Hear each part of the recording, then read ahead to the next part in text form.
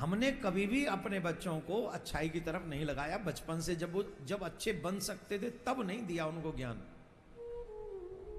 जब वो ऑलरेडी गलत रास्ते पे चले गए तब कह रहे हैं बेटा ये तो हमारे संस्कारों में नहीं था। तो बेटे ने भी पूछ लिया आपने संस्कार दिए ही कब थे? मैं ऐसा न करूं ये संस्कार कब दिए थे? बड़े बड़े घरों में मम्मियां नहीं पालती बच्चों को, आया पालती हैं। और जब आया पालेगी तुम्हारे बच्चे को तो तुम्हारी बात क्यों मानेगा वो? अगर मां बनने का शौक है तो मां पहले बच्चा पालने का शौक रखो। अगर चाहती हो कि बुढ़ापे में ये तुम्हारी सेवा करे तो बचपन में पहले तुम सेवा करो और संस्कार दो उसे। ये जो बाप है ना जो नोट ही नोट उड़ा रहे हैं अपने बच्चों पे, ले ले ये भी ले ले ये भी ले ले, सब दे दे पर सबसे पहले संस्कार दे दे जिससे बुढ़ापे में तुझे मांगने न पड़े नोट। तेरा जीवन भर की कमाई। संस्कार मोस्ट इंपॉर्टेंट है। तुम कितने पैसे वाले हो समाज में कोई नहीं पूछता, लेकिन तुम कितने संस्कारवान हो तुम्हारे जाने के बाद भी लोग तुम्हें पूछते हैं।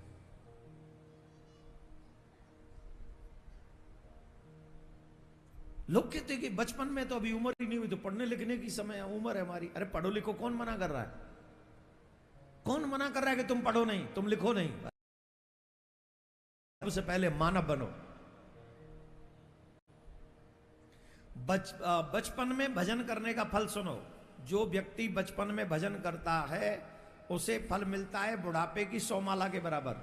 बुढ़ापे में 100 माला, बचपन में 1 माला बराबर है। जवानी में 50 माला और बुढ़ापे बचपन में 1 माला बराबर है। अब बताइए भजन कब करना चाहिए? जोर से बोलो, जोर से। और जिनका बचपन निकल गया हो जोर से बोलो। जवानी में, और जिनकी जवानी भी निकल गई हो तो जो बचा है अब तो कर ले।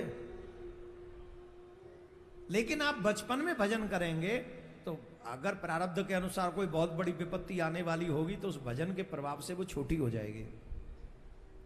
जब भी बुरा समय आएगा तो ये भजन आपके उस समय काम आ जाएगा। जितनी भी मम्मियां हैं मेरी बात को सुन लो, अपने बच्चों से भजन जरूर करवाया करो। न जाने कौन सी दुर्घटना में तुम्हारे बच्चे का वो भजन उनके प्राणों का जीवन दान देने वाला संजीवनी बूटी बन जाए।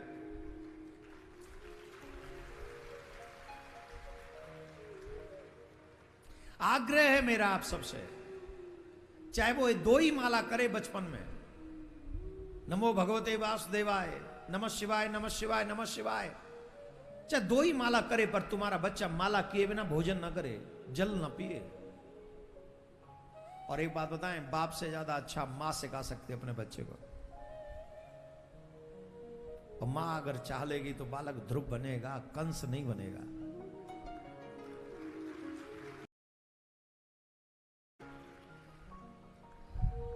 और ये दायित्व मां का ही है, इसीलिए उसे गृह लक्ष्मी कहा जाता है। सिर्फ पैसा आ जाएगा इससे के लिए लक्ष्मी नहीं है, संस्कारी संतान को प्रदान करेगी इसलिए वो गृह लक्ष्मी है। और आप कर सकते हो।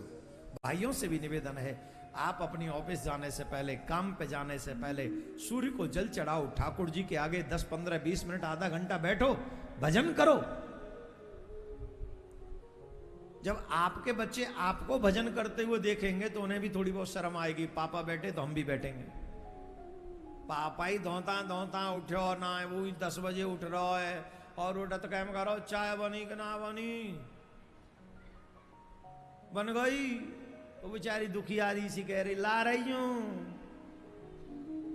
वो फिर कूट में लग जाते, वो अदरक बदरक से नवाज कर में लग जाते, ले धाए धाए धाए। और इतने में भाई साहब उठे, भाई साहब ने वो गुटखा निकाल रहे हो। हाँ, और सवेरे सवेरे सवेरे अभी कुल्लाऊ ना करो। अरे सुबह सुबह तमाकू खा रहे हो, शर्म नहीं आती? अरे महाराज मौसम ना है बंद तो हम आओ।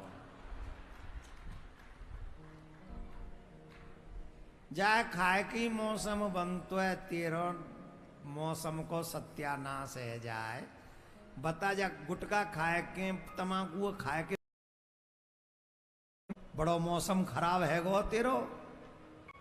ये कोई बात है? गुटखा खाओगे सुबह सुबह?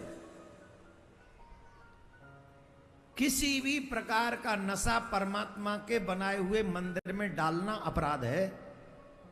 ये जो तुम्हारा शरीर है ना, ये शरीर नहीं है, मंदिर है। और दुनिया का कोई डॉक्टर इस शरीर को तुम्हें दे नहीं सकता। ही ये शरीर सुंदर तुम्हें दिया है, तो मेरे ठाकुर जी के सुंदर शरीर में कोई भी गलत वस्तु डालोगे तो ठाकुर जी रुष्ट हो जाएंगे। इसीलिए तो कभी लीवर खराब हो जाता है, कभी वो हार्ट खराब हो जाता है, कभी वो दांत खराब हो जाते हैं, कभी कैंसर हो जाता है। क्यों? तुम ठाकुर जी के दिए हुए मंदिर में गंदगी डाल रहे हो। मैं आग्रह करूंगा सनातनियों से, अगर तुम्हें अपने माँ बाप से रत्ती भर भी प्रेम है, अगर तुम ठाकुर जी से थोड़ा भी प्रेम करते हो, आज संकल्प करो हम किसी प्रकार का भी नशा अपने इस मंदिर में डालने नहीं देंगे, शरीर में नहीं डालेंगे। ये परमात्मा का है, हम परमात्मा के ही बने रहेंगे। जो परमात्मा को भोग लगा सकते हैं वही इस शरीर में हमको डालना चाहिए।